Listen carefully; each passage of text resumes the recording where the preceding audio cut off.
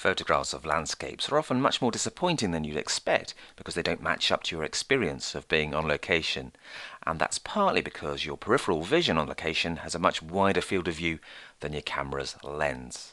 But if you take a photograph and then pan and get the photographs overlapping, you can take a series of shots and then stitch them together in Photoshop to create a seamless panorama. We've got about 12 shots here, and you can't see where one shot ends and the other begins, and that is because the software will do all the blending and stitching for you. So I'm going to show you how to do that now, but we'll kick off by opening our 12 source files. So let's kick off by opening our source files. If you go to File, Open, and browse to the folder with the source files on, shift click to select them, and then click Open. And because these are DNG or digital negative photographs, they'll open up in the Adobe Camera Raw editor. Now when these were taken, we set the camera to manual and took an exposure setting of the scene, and then we kept panning and taking more photographs to capture a wider view. And because it's set to manual and the same shutter speed and aperture settings were used, then the lighting isn't going to change between each shot, and that makes sure that they're going to stitch together more effectively. As I scroll down, you can see the little asterisks there. That means the photographs are still being opened and processed. So let's wait till all of those are ready before we start to batch edit the shots to improve their colors and tones. I'm just going to scroll down and have another look. Nearly there. Cool, last one is selected. And in fact, if you click on any photograph, you'll notice that the shutter speed and aperture settings are exactly the same. So that gives us a consistent exposure throughout our range of photos. But let's pop up to the top one and let's examine its exposure for any potential problems. So we've selected our top file. You can see from the histogram that the shadows are very strong, and then it's petering out in the midtones, and we've got some very weak highlights. But there are some peaking highlights because it does stretch all the way to the far right. So there is our range of tones. So it's possibly slightly underexposed. You can double check that by clicking here to show the shadow clipping warning, and any areas that are going to print out as pure black are going to be showing up in patches of blue. And any blown out or overexposed highlights, if you hit the highlight clipping warning, are going to show up in patches of red. So we can use this as a guide to help us improve the exposure of the shot. And let's just select all, and because we've done that, now any changes we make to these sliders will be applied to all the photographs, which is a fair enough thing to do because we know that the camera settings are the same for every shot. So any improvement we make to all of the shots in one go will be valid. There's not going to be any shots that are going to really be damaged by having the exposure tweaked. So to reveal any hidden exposure detail in the shadows, we can then pop up fill light to around about 67, and you can see that it's actually adding a flash to the shot in effect, and it's filling in some of the details that were missing. So around about 67 will give us much more detail in the tree area, especially in the darkest shadows. And we've removed a lot of the patches, and as you can see here, the little exclamation marks are going to disappear once it's applied the exposure change to the rest of the shots. And you can see the thumbnails are lightening up as well, so that's actually being an effective batch edit when applying the fill light. And we can also recover some of the blown out highlight details as well by dragging recovery to the right, and if we set that round about up to maybe 54 or so, then that should give us a fairly decent detail in any blown out highlights. So we're reducing the clipping in these red patches and in the blue as well. And you can type in the values to get them precise if you want to get them exactly the same as I have. So once you've batch edited all the photographs exposure, what you could do is click Done, and then Photoshop will still remember all the changes you've made to the photographs. Or what you could do is go to click Open Images and open straight up into the Photoshop Standard Editor and get stitching them together straight away. So we'll do that now. And I've jumped forward a few minutes in time because it does take a while to open up all of the edited shots into Photoshop. You can then go to File, New, Photo Merge Panorama, and up pops the Photo Merge command window. Now you could of course use Browse to find the files. If you just clicked Done earlier on, they'd still be on your hard drive. They've been edited, so you could browse to them and shift click to open them all up. But since they're already opened in Photoshop, what we can do is click Add Open Files, and they will appear like so. The next thing to do is decide what layout we want to use. Now when we panned our photographs, it was a handheld operation, so we could have possibly tilted up and down a little bit as we panned to take these shots, and so we need to reposition the shots to make sure that they align, and that is this option here. But It's also possible that the lens has distorted the shots at the edge, and so you may get a perspective change, especially as we're looking up. Things might be converging towards the top of the shot, so it's also useful to be able to edit the perspective.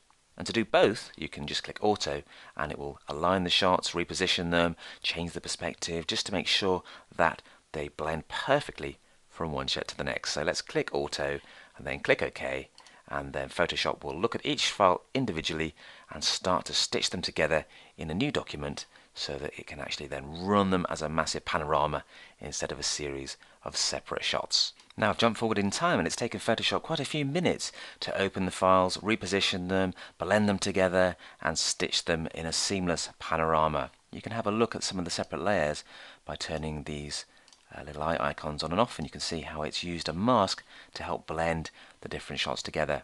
Now this did take a while, but it would take much longer if you did it manually by having to open and reposition and change the perspective by using transform tools. It would just take maybe 10 times longer just picking a number out of the air.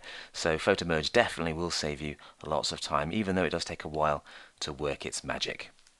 Just tap the tab key there to hide the floating windows, and you can see here we've got some transparent areas around the edge of the frame because Photoshop has had to move shots up and down to align them. And what we need to do is grab the crop tool from the toolbar like so, and then what we can do is click and drag and crop out these unwanted transparent edges just to improve our composition. Something like that should do the trick. You can then resize the crop bar by fine-tuning its selection handles, and then click the tick to apply the final crop, and that should get rid of everything. If it doesn't, you can recrop like this bit here we've missed, so I can just pop down to here and hit return or click the tick to finish cropping my panoramic shot. If we hadn't cropped out those transparent edges, they would print out as white when we print our panorama.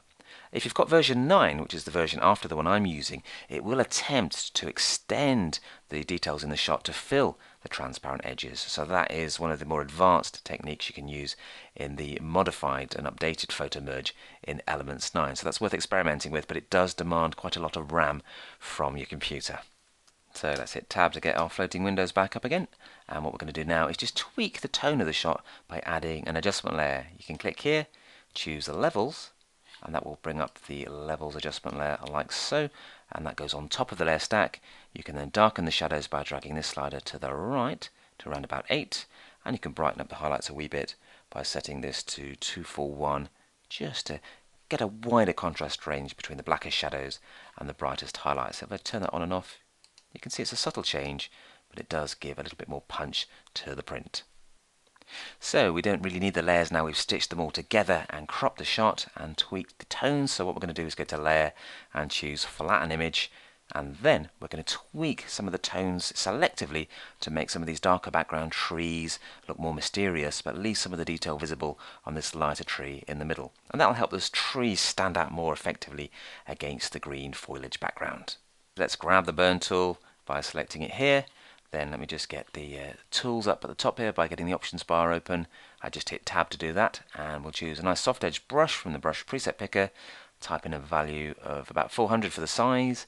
Set the range to shadow so it doesn't mess with the midtones or the highlights, and set exposure to 9% to make a subtle and more delicate tonal change. You can then hit the spacebar to hide the floating window, and then start to burn in some of this darker detail on the trees in the background. We're not going to do that with the middle tree. We're going to keep that nice and light because we want to see some of the texture and detail from there.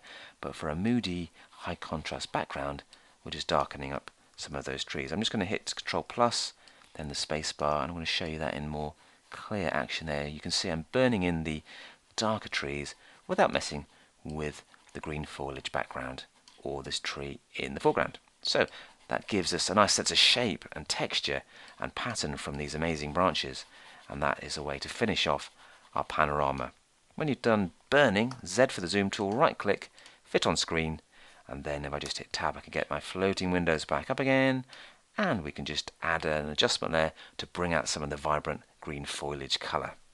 So let's click here and choose Hue Saturation, and that brings the Hue Saturation adjustment there. I'm just going to dock that to the bottom of the Layers palette, and what we can do is leave the Master Saturation set like so, and just pop up the saturation of all of the colours by taking this up to around about +19, and that just gives us a much more vibrant looking foliage in our shot. Turn that off, you can see the before, turn it on again, and the greens are now standing out much more effectively. And let's finish off by going to Layer, Flatten Image, and that combines the adjustment layer with the background and creates a nice flat file which we can then sharpen to bring out some of the subtle bark detail. Just hit Tab there, go to Enhance, Adjust Sharpness, and then we can see an area that we can click and preview, and the main tree looks like a good area to preview. So what I'm going to do is just type in 88% for the amount, 1.7 for radius, and if we click to see the before, you can see it's quite blurry, a lot of details missing. Let go to see the after, and it's revealing much more subtle, finer details, which will look great in print. So click OK to apply the change, and there is our perfected panorama.